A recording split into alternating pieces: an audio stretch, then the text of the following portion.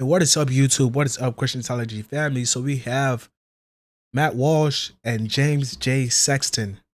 That's a crazy last name, but yes, we're gonna be talking about divorce and why people think that their marriage is gonna fail. We're just gonna break it down, understand it. He's one of the number one divorce attorneys, so we're gonna break it down, understand where he's coming from, and how we could prevent divorces from happening in the first place. Before we do that though, kindly hit the subscribe button. It helps the channel grow so everybody can see the videos. Let's get straight to it. Sociopath without knowing it. And then you can have someone just rip everything away from you with no matter if you do everything perfectly. Yeah. And everything they could rip from you in a divorce, it's really everything. Like it's the most fundamental things. Like when you get to see your children, it's your finances in a real tangible way. Like people get broken financially in a divorce. Not just even the process of divorce is incredibly expensive, but just cutting everything in half and creating support obligations based on earning capacity. Like there's so many ways this can go wrong. So marrying someone is such an unbelievable act of faith and trust in the present you, but also the future you. Like, if you get married in your 20s, right, easy. Will 40-something-year-old you still be the same person, or at least grow in similar ways? Like, will you grow in the same direction? Because women and men have midlife crisis and have, just fundamentally I don't shift like you and no more, change right? in sometimes really profound ways. And now your destiny is inextricably tied to this person's destiny. And more so, your children, who you love more than yourself most of the time, are tied to this person's destiny too. And this person now knows you better than anyone in the whole world. They know your weak spots. They know what gets to you. I mean, there's nothing more frightening than someone who you've trusted with everything coming at you in the other direction. How often do you think it is that you have a situation where either the man or the woman is just a total villain, a total sociopath, and the others, the people, the other party involved really couldn't have done anything to prevent it all from going south? Like, do you think happens often? Those are two distinct questions. So one, I would say, is thankfully it's infrequent that you have someone who just fundamentally, like, completely fooled a person, like a perfect sociopath, like a malignant narcissist, or who just was totally like a normal person and then just did this 180. So that doesn't happen often. When it does, I think more often people don't want to see what's in front of them. Right. So people will come in and they'll say to me, like, I can't believe he's being so petty and vindictive. And I'll say, well, what was he like during the marriage to people? And they're like, well, he was petty and vindictive. I'm like, well, why would he be any different in the divorce? Like, you're divorcing the person you were married to. So if you're married to a person who's like reasonable, thoughtful, puts the kids first, concedes the possibility of their own error, that person, when you divorce them, is very often exactly that same person. So you're going to have, so like, I don't do as many straightforward, reasonable divorces anymore, but that is the majority of divorces. The majority of divorces are people just saying, okay, one or both of us have decided this has to end, and let's try to do it in a way that preserves our co-parenting relationship. You don't hear about that. It's not interesting. Like, I don't get invited to parties, but if I got invited to a party and somebody said, what do you do for a living? And I said, I'm a divorce lawyer. They go, oh my God, you must have such stories. But like, they don't want the story of, yeah, there were these two people and then they grew apart and ultimately they decided to divorce, but they've treated each other with respect. Like, they don't want that. They want the one where I'm like, yeah, and then he took a chainsaw and he cut the bed in half and he said, you can have this half. And that's the story they want to hear. Those are the people that talk about their divorce for the next 15, 20 years. Someone actually took a chainsaw, cut the bed in half. Yeah. You'd be amazed how many things I've had people come in and tell me that they got cut in half, that their spouse left as a symbol of the broken home, a cut in half, whatever. There's so many things. So here's a broad question. Why do people get divorced? I feel like this is like, what is a woman? Because they don't want to be married anymore. No, why do people get divorced? I think there's a lot of reasons why people get divorced. If I was going to take like a big answer for that. I guess I'll narrow it down. I would, yeah. What do you think is the main, right? What we often hear is that money is the main reason people get divorced. Is that true in your experience? I don't think that's true at all. That's not true. That's not true in my experience. I think money is a source of tension between people. It gives people something to fight over.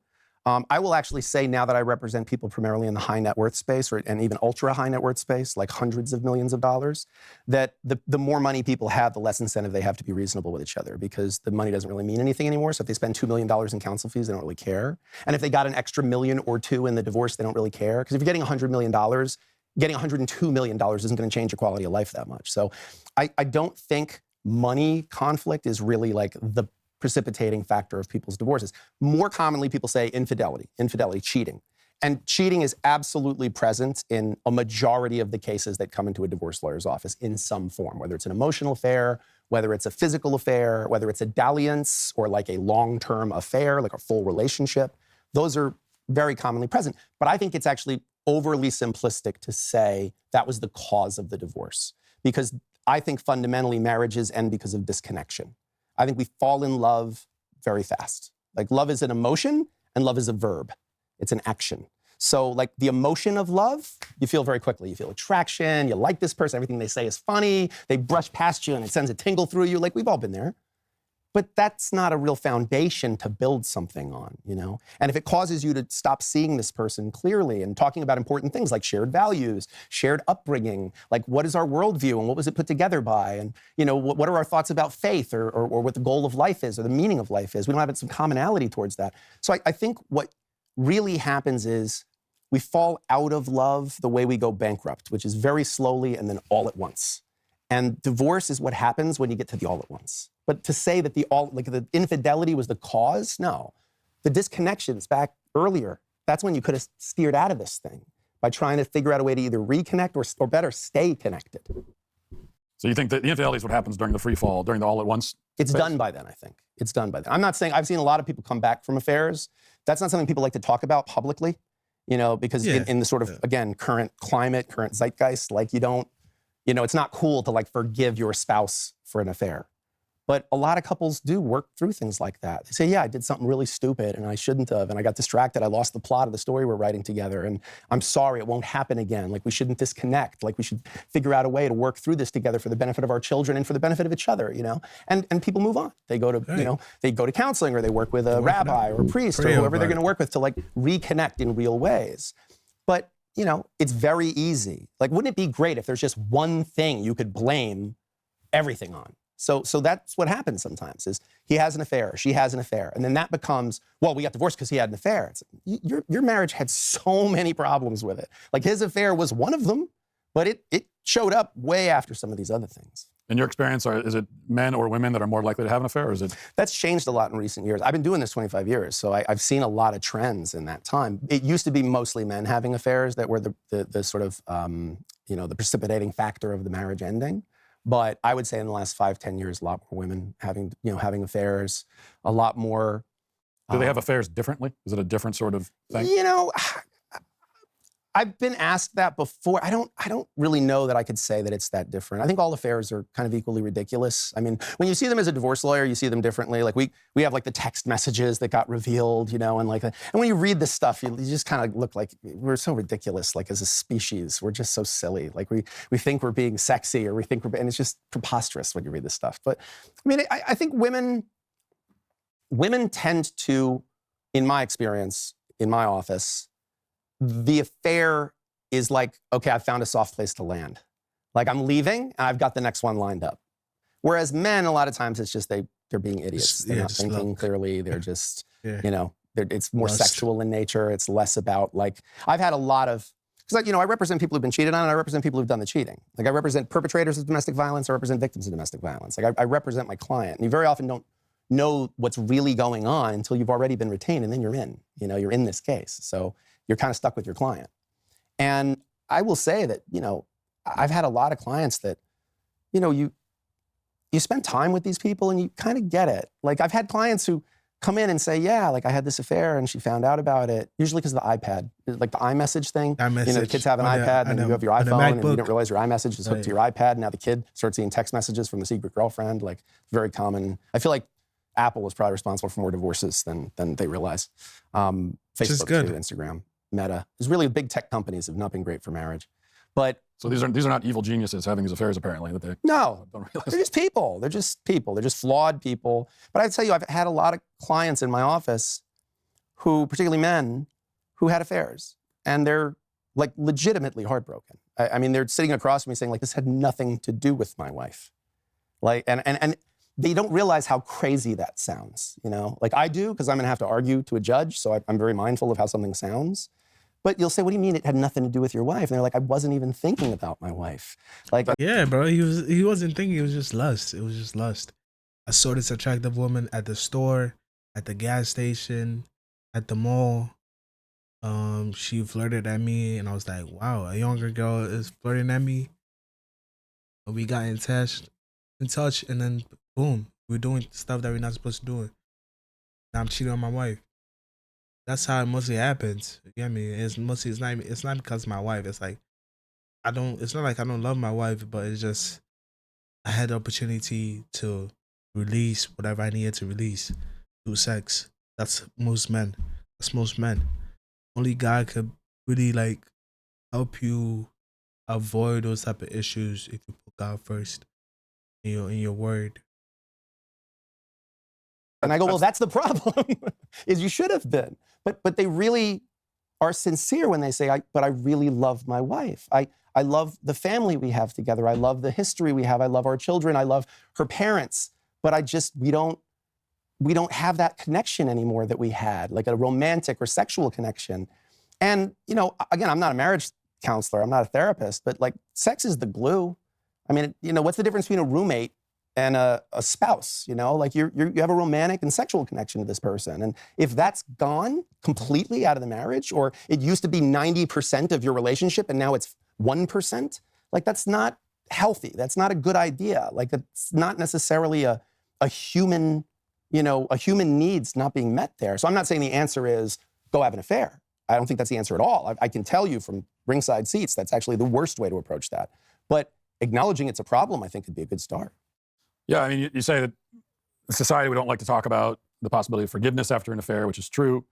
I'd say we even less do we like to talk about what you can do to help affair-proof your marriage. Yeah. What you can do to sort of prevent your spouse from having an affair. Because if we talk about that, then it sounds like, well, you're victim blaming. Right. So I guess we've already sort of covered this, but what is it? I find as a married man myself, the idea of having an affair, I honestly find it mysterious. Like, and I'm sure everybody says that, but it, not only because I love my wife and I would never do that, but also, even on top of that, this is the thing that ruins everyone's life. You see just how it just lays to waste lives. Everyone involved. Everybody involved. Everyone. And it's like, there's nothing in the world less appealing than that. And yet people do it. It's very common. So what is it that... Well, I think that's a testament to how deep our desire for connection and romantic and sexual connection is.